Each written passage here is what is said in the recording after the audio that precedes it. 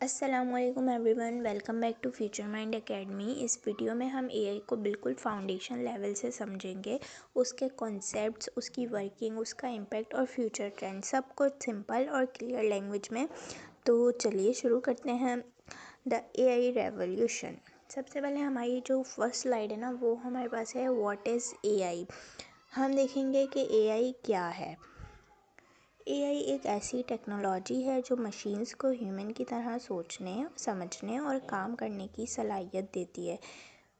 AI का मतलब जो है ना, वो आर्टिफिशियल इंटेलिजेंस है, इसकी फुल फॉर्म। ये एक ऐसी फील्ड है जहाँ हम मशीन्स को सिखाते हैं कि वो ह्यूमन की तरह सोचें, समझें और डिसीजंस लें। इन्हें मिलियंस ऑफ डेटा दिया जाता है, इन्हें डेटा पे ट्रेन किया जाता है और ये डेटा जो है वो बुक्स से, वेबसाइट्स और जो है विकिपीडिया आर्टिकल्स, इन सब से इनको जो डेटा दिया जाता है, ये इन पर ट्रेन होती हैं, अपने जो है इन डेटा से सीखती हैं और फिर जो है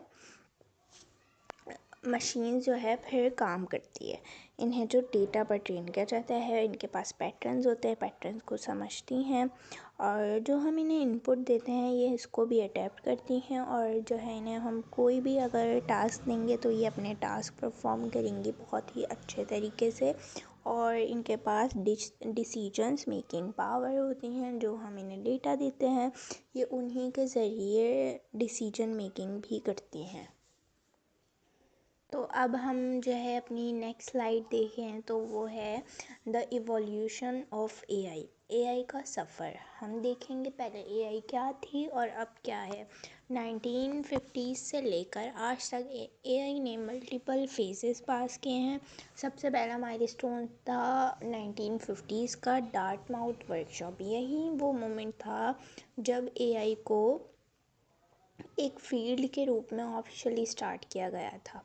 और फिर 1980s में जो है वो आई थी एक्सपर्ट सिस्टम।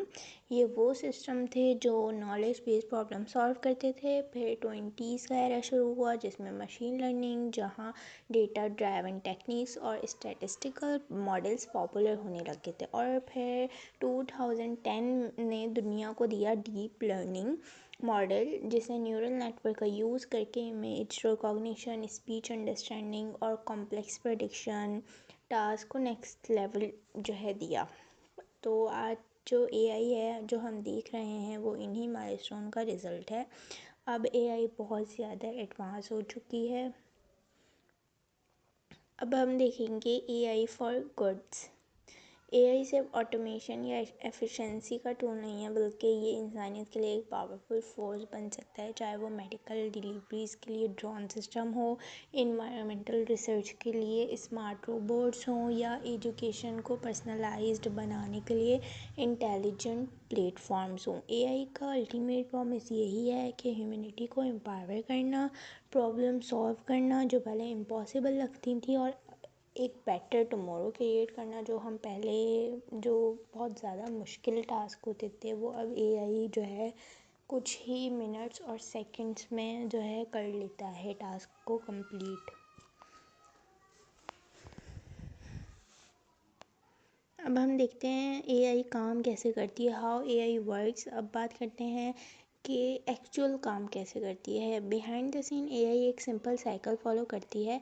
डेटा कलेक्शन, यहाँ रिलेवेंट डेटा गैदर होता है, टेक्स्ट, इमेजेस, नंबर्स, जो भी मॉडल को सीखना है। वही बात कि इन्हें डेटा जो है दिया जाता है वो कहीं से भी दिया जा सकता है। फिर एल्गोरिथम ट्रेनिंग होती है, मॉडल को पैटर्न रिकॉग्नाइज करना सिखाया जाता है, जैसे एक स्टूडेंट एग्जाम्पल देखकर सीखता है वैसे ही। फिर मॉडल एवेलुएशन होता है, एआई की एक्यूरेसी टेस्ट की जाती है, देखा जाता है कि वो कितना सही प्रेडिक्ट कर रहा है। फिर जो है डिप्लॉयमेंट देखी जाती है, मॉडल को रियल वर्ल्ड में यूज़ किया जाता है और टाइम टू टाइम इम्प्रूव भी किया जाता है और इसमें अपडेट्स आती जाती हैं। यही साइकिल एआई को स्मार्टर, फास्टर और ज़्यादा रिलेबल बनाती है। अब हम इसकी ब्रांचेस देंगे ना, ब्रांचेस ऑफ एआई। एआई एक सिंगल टेक्नोलॉजी नहीं बल्कि एक पूरा इकोसिस्टम है। इसके कुछ मेजर ब्रांचेस हैं जैसे कि मशीन लर्निंग, डीप लर्निंग और NLP, natural language processing. Machine learning जो है वो एल्गोरिथम्स हैं जो डेटा से सीखते हैं और जो है डीप लर्निंग जो है न्यूरल नेटवर्क्स हैं जो कॉम्प्लेक्स टास्क सॉल्व करते हैं, लाइक स्पीच और इमेज रिकॉग्निशन, ये सब कुछ डीप लर्निंग में आता है। और अगर हम नेचुरल लैंग्वेज प्रोसेसिंग की बात करें तो एआई का वो पार्ट है जो लैंग्वेज को समझाता है और लैंग्वेज को समझता है, जैसे आपका ये वीडियो देखना और मेरा बोलना, ऐसे हर ब्रांच एक यूनिक प्रॉब्लम सॉल्व करती है और मिलकर ये एआई को पावरफुल बनाती हैं।